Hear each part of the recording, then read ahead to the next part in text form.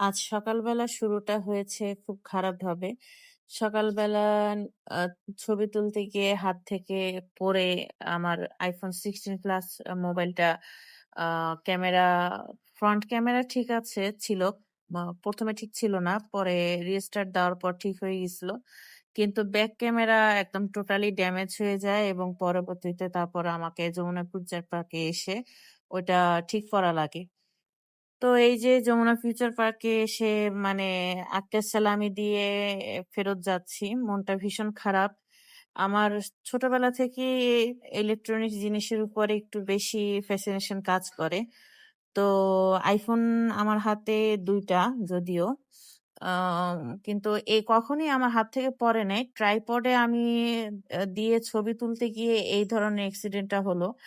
তো ভালো কোনো ট্রাইপড যদি কারো সাজেশনে থাকে যে আই iPhone এর ওয়েট করতে পারবে আরকি, বহন করতে পারবে সেলফি স্টিক এর মতো, তাহলে আমাকে প্লিজ সাজেস্ট করবেন। আমি খুব প্যারার মধ্যে আছি।